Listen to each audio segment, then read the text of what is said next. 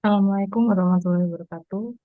Kami dari kelompok mata kuliah Teori Informasi S1 PJJ Informatika. Saya sendiri Rifa Devritasari dan rekan saya Riji Ilham Hadi Putra. Di sini kami akan mempresentasikan ujian akhir semester genap Teori Informasi mengenai analisis batas kapasitas Shannon-Hartley dan stress testing pada saluran Wi-Fi 2,4 GHz dengan Project Based Learning. Next. Yang pertama dari alur presentasi kami, yang pertama ada profil saluran dan diagram Shannon. Yang kedua ada pengujian noise dan kapasitas teoritis. Ketiga ada uji tekanan. Dan yang terakhir ada discussion dan kesimpulan. Next. Pertama ada profil saluran yang dipilih. Profilnya sendiri ada Wi-Fi rumah IEEE 802,11N pada frekuensi 2,4 GHz dengan medium gelombang radio atau nirkabel, fungsi dan pengguna yaitu koneksi internet untuk laptop dan smartphone kurang lebih 2 pengguna per hari dengan skala kapasitas skala lokal atau rumahan. Bandwidth-nya sendiri 20 MHz, sinyal S acuannya minus 55 dBm dengan jarak kurang lebih 6 meter, dan noise-nya minus 90 dBm. Kedua, ada pemetaan ke diagram model Shannon.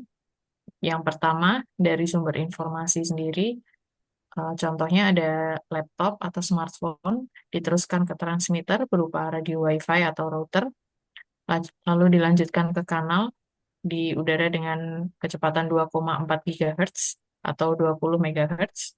Di kanal sendiri terdapat sumber noise berupa intervensi jaringan lain, dinding, jarak, lalu diteruskan ke receiver, diterima oleh receiver berupa adapter Wi-Fi atau perangkat, lalu diteruskan ke tujuan, yaitu aplikasi atau penggunanya. Semakin jauh dan terhalang, data sinyal S turun dan intervensi N naik, SNR mengecil dan kapasitas kanal Shannon turun. Dan berikut adalah rumusnya. Next. Selanjutnya ada perhitungan kapasitas teoritis Shannon-Hartley. Yang pertama kita menghitung SNR atau desibelnya dengan rumus S kurangi N minus 55 dikurangi 90 sama dengan 35 desibel. Yang kedua mengkonversikan ke SNR linear dengan rumus sebagai berikut: 10 pangkat 35 per 10 ditemukan 3162,27. Selanjutnya menghitung kapasitas Shannon dengan rumus C sama dengan 20 kali 10 pangkat 6 kali log 1 plus 3162,27.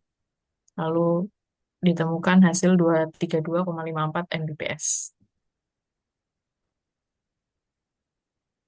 Selanjutnya ada metodologi, 3 skenario pengujian noise. Ada 3, low noise, medium noise, dan high noise.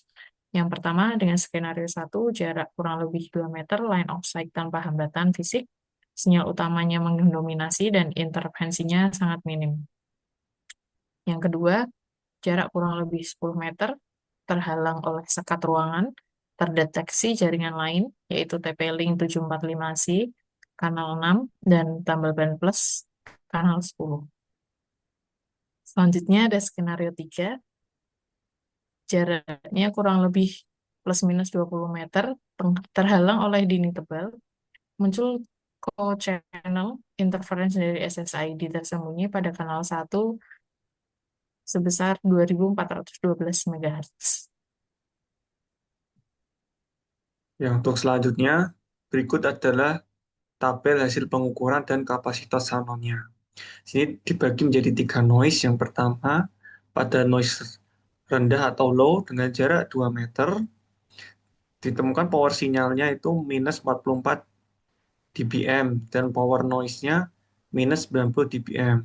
Lalu ditemukan SNR-nya sebanyak 46 dB dan SNR linear-nya 39.810 bps dan kapasitas teoritisnya yaitu 305,2 Mbps dengan ping kurang dari 5 milisecond. Lalu pada tingkat noise medium dengan jarak 10 meter, power sinyalnya yaitu di minus 60 dBm dan power noise-nya di minus 90 dBm. Lalu untuk SNR-nya yaitu di 30 dB dan dikonvert ke linear yaitu ke 1000 bps. Untuk kapasitas Shannonnya kurang lebih di 199,32 Mbps dan pingnya sudah melonjak ke 10 hingga 20 milisecond. Lalu ke tingkat noise yang tinggi atau high dengan jarak 20 meter, power sinyal naik ke minus 66 dBm dan power noise-nya ke minus 85 dBm. Lalu SNR-nya menurun ke 19 dB dan SNR linearnya sendiri ke 79,43 bps.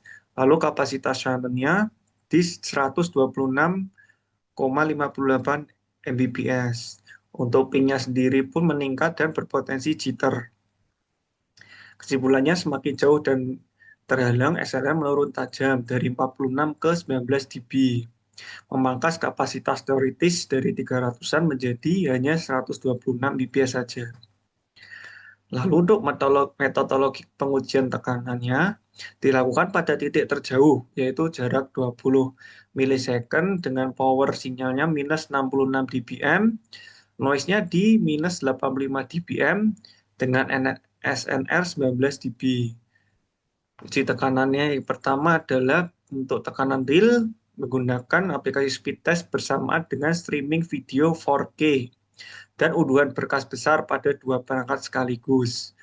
Lonjakan latensi, penurunan throughput, dan paket loss diamati melalui utilitas ping. Lalu ada juga menggunakan simulasi kode Python. Script Python mensimulasikan penurunan rasio SNR secara gradual untuk menemukan batas bawah di mana transmisi data dianggap gagal total. Lalu berikut adalah tabel hasil uji tekanan kanal real.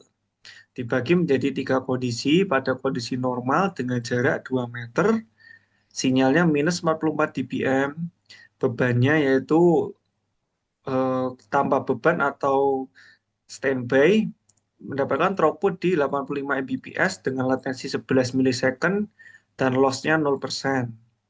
Maka keterangannya stabil. Lalu pada kondisi tinggi dengan jarak 20 meter, sinyalnya di minus 66 dBm dengan beban streaming 4K, throughputnya menurun menjadi 24 Mbps dan latensinya ke 31 milisecond, namun loss-nya masih 0%. Walaupun statusnya sudah termasuk tertekan karena throughputnya rendah. Lalu di kondisi ekstrim dengan jarak yang sama, sinyal yang sama juga, di sini perbedaannya di bebannya karena memakai dua perangkat untuk download dan streaming, throughputnya langsung anjlok ke kurang dari 2 Mbps dan latensinya meningkat tajam ke 237 milisecond dan sudah mendapatkan paket loss sebesar 10% dan termasuk pada status gagal karena paket tidak diterima sepenuhnya. Lalu pada hasil simulasi kode dengan Python dilakukan 6 pengujian di mana SNR mengalami penurunan secara bertahap dari SNR yang ke 41 dB menuju ke minus 1 dB yang kapasitas sinarnya di 272 Mbps hingga ke 0 Mbps atau gagal total di statusnya. Nah, untuk tantangan selama pengerjaan ini, yang pertama ada variabilitas kondisi lapangan. Noise floor dan sinyal WiFi berubah-ubah secara real-time karena aktivitas perangkat lain di sekitar. Sehingga pengukuran tiap skenario perlu diulang untuk mendapatkan nilai yang representatif. Yang kedua, mengontrol sumber interferensi. Sulitnya mengisolasi pengaruh jaringan tetangga, contohnya SSID TP-Link, tambal ban, dan SSD yang tersembunyi sebagai variabel independen karena keberadaannya di luar kendali kelompok. Yang ketiga, kesenjangan teori versus praktik. Menjelaskan mengapa throughput aktual di 80 Mbps jauh di bawah kapasitas teoritisnya, yaitu di 200 Mbps. Memerlukan pemahaman tambahan tentang overhead protokol MAC atau PHY dan enkripsi WPA2 pada settingan router. Lalu pada tantangan yang terakhir yaitu sinkronisasi uji beban ganda. Menjalankan speed test, streaming 4K, dan unduhan besar secara bersamaan pada dua perangkat sekaligus membutuhkan koordinasi waktu yang presisi antar anggota kelompok.